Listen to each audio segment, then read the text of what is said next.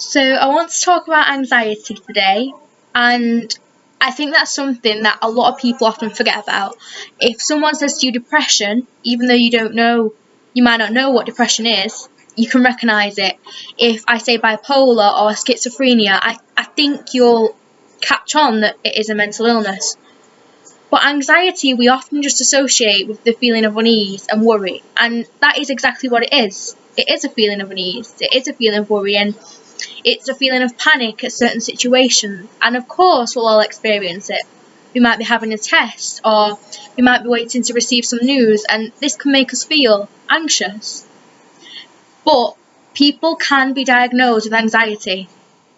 It's something that can get out of control, and there's so many different forms that I'm just going to focus on generalised anxiety today. And basically, this is where the worry and the panic that you might feel when you have a test is prolonged. It's something that people feel every day, and they struggle to recall a memory where they once felt relaxed. Imagine holding on to that feeling of anxiety you have before you go and sit an exam, and living with that daily. And you can't control what situation you feel it, but you just get it.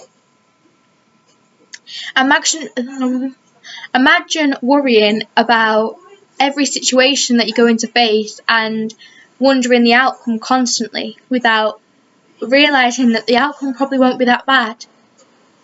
Now, people with this generalised anxiety disorder normally panic on a day-to-day lifestyle. They normally panic at situations that we normally wouldn't. And that's probably hard to process because you'd probably sit there thinking, what are they panicking at? But sometimes you just can't control it. And that's what I'm trying to get across, because I've got a list of things here of what it's caused by. And it can be caused by overactivity in the brain, which is not that person's fault.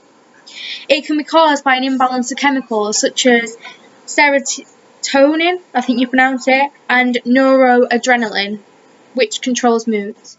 It can be caused by the genes that you inherit from your parents. It can be caused by a history of traumatic stress. It can be caused by a history of drug use. And it can be caused by painful health conditions. Now, the majority of them are not self-inflicted, and even if they are, they're usually caused by something that sets them off in the first place. So people with anxiety fear what you'll think of them if they say to you, oh yeah, I've got anxiety, because we just think it's their fault for putting themselves in that position. But it's not. 1 in 25 people in the UK are estimated to face anxiety. Actual diagnosed anxiety, not just a feeling of anxiousness. And yet we still sit here on our little high horse and we still judge people who have conditions such as this. We still think we're much better than them, and we can still say, oh, well, that's not right. When in actual fact, no mental illness normally has a self-inflicted cause. They're normally caused by something going on in your brain that you don't control. Something in your environment that you don't control. So instead of judging, maybe just try and step into their shoes. Feel what they feel, and then you might just understand.